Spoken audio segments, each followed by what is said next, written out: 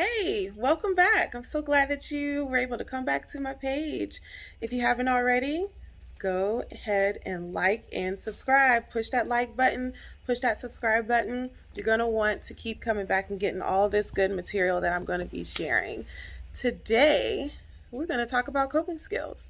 So when you think about what is a coping skill, anything that you do, an intentional act to reduce any stress that you feel in your body or to do things to prevent a stressful event, those are called coping skills. I want to talk to you about some good, quick tips and strategies for coping, and I broke it down so that it's easy for you to remember. Today's topic is A to Z coping skills for adults. Affirm yourself. Every day, you should take a moment to say something positive to yourself. You can take 5. And what that means is take 5 seconds to say 5 quick things that you need to hear in your day. I am enough. I am capable of doing hard things. I am deserving of love. I am inviting goodness into my life. My life matters. Affirm yourself. B, take deep breaths. When you find yourself taking those small, shallow chest breaths, that can actually make you more stressed. You want to take time to slow that breathing down. You can do that by focusing on inhaling through your nose and exhaling through your mouth and making sure that you extend those breaths so that they're longer and less shallow. That is going to help to make you feel less stressed and invite more calm and relaxation in. C, challenge those anxious thoughts. Just because you think something and your mind is telling you one thing doesn't mean that it's always true.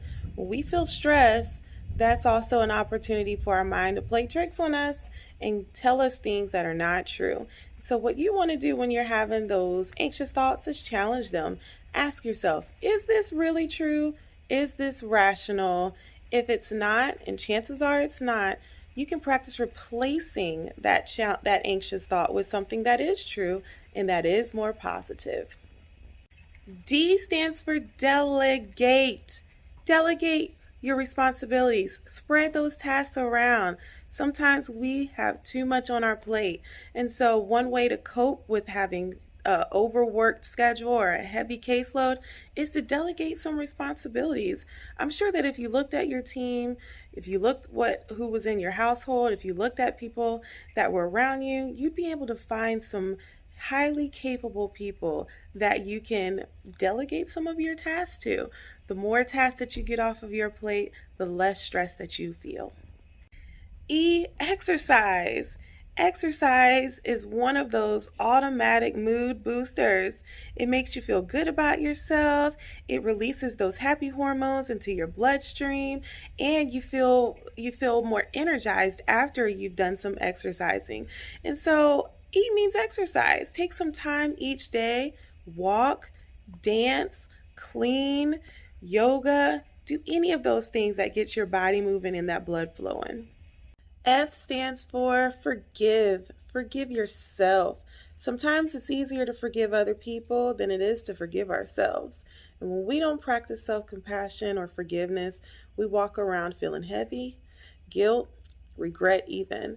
So I want you to take a moment to forgive yourself. We all make mistakes. We're all human. Don't walk around with that guilt anymore. Forgive. G stands for go outside. Nature is soothing.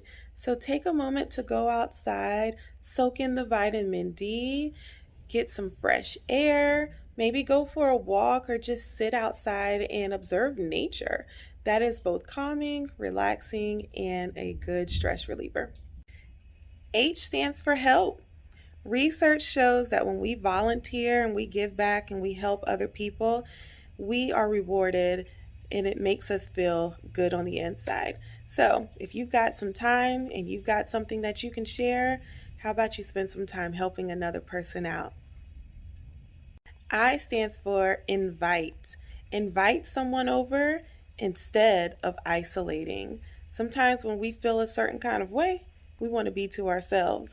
We isolate, we withdraw from people.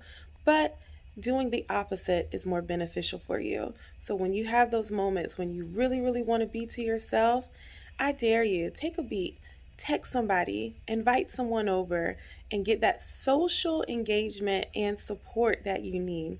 When you have someone else that is good company around, they can help you to pick your mood up, as opposed to if you're all by yourself and you're isolating, you're not doing anything that's going to be helpful to picking that mood up. So invite, don't isolate. J stands for journal. Grab a journal, write, process what's going on with you on the inside, or you can just journal as a hobby and for fun.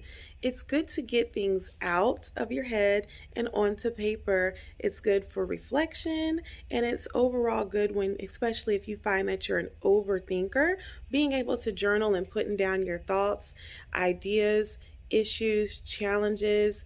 Those are good ways to get that off of you and onto paper, and so that you can feel a lot more lighter. So journal, grab a journal and write. Keep a thought log. Journaling is about writing. When you keep a thought log, it's about tracking. Tracking your thoughts is helpful because sometimes we go through a full day and not recognize how many times we think negatively about ourselves. If you keep a thought log, you're able to track and see, what am I spending my energy thinking on? Are my thoughts more positive in nature, or are my thoughts more negative in nature? With that at the forefront of my mind and being able to see it on paper, I then can make the conscious effort to practice turning those thoughts around to being more positive, good, and productive thoughts, as opposed to dwelling in the negative. L stands for laugh. Who doesn't enjoy a good laugh? You might haven't found that you've laughed in a long time. Well, guess what? Laughing is a coping skill, especially when you're experiencing heaviness. There's a lot going on. Hey, watch a funny movie. Watch a funny video, or play a game with your kids or family members. Do something that's going to make you feel lighthearted and get a good laugh in. M stands for music. That's one of my favorite coping skills. Listen to music, whether it's calm, relaxing music that you can find on meditation apps, or if it's jazz and instrumentals, or maybe you need to pick that energy up, so you listen to something that's got a good beat to it, or maybe you need to get that praise on and do some worship music and praise music. Music is a full-on coping skill. So take some time today, turn on your favorite tune, and relax. That's all for now. You received A through M today, and N through Z is on its way. If you're liking what you're hearing, I want you to like and subscribe and ring that bell. That way you'll get all the notifications when my new video drops. More content and great resources coming your way soon. Enjoy. I will see you next time.